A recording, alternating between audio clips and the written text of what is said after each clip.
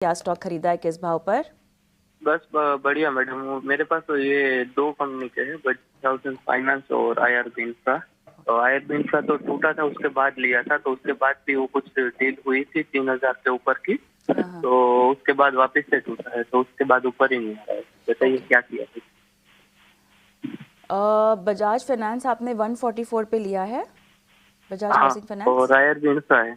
हाँ, ठीक है। अब दोनों में मुझे बताइए कि कितना आपने रुकना है। सॉरी। दोनों में कितना रुकना है, कितना और समय देना है? समय का नहीं, प्रॉफिट का है मैडम। कितना वेट करना चाहिए तो प्रॉफिट लेके निकल जाए, या फिर हाँ। निकलना चाहिए, यही बताइए। अ, चलिए गौरांग, वैसे तो लंबा नज़रिया का टेक होता है यूजुअली आपका, लेकिन अब इनको बताइए, घाटा काफ़ी गहरा है। क्या सलाह होगी?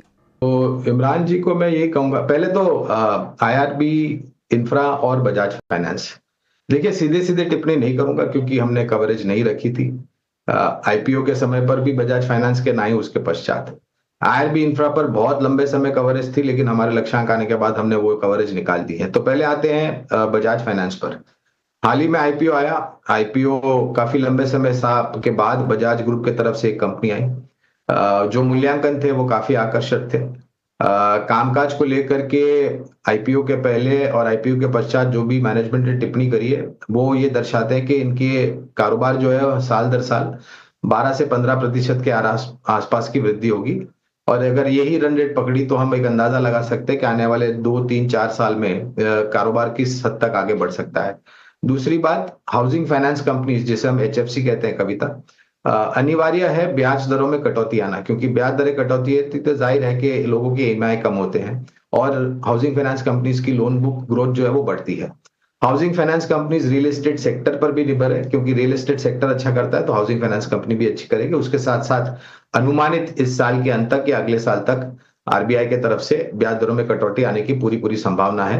महंगाई दर कहां पर रहती है, ये मात्र एक प्रश्न चिन्ह है।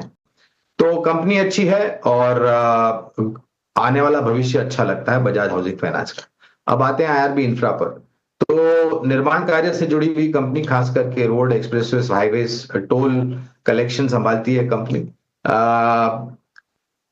विशेष रूप में यहां पर टिप्पणी नहीं करूंगा, लेकिन निर्माण कार्य क्षेत्र में ही अगर आपकी रुचि है तो वहां पर हमने एनसीसी लिमिटेड पर काफी लंबे समय से निवेश की राय दी थी। हमने हमारे ही चैनल ईटी नाउ स्वदेश पर कई बार इसका जिक्र भी किया है। तो निर्माण कार्य में एनसीसी लिमिटेड एक कंपनी है जो हमें पसंद आती है।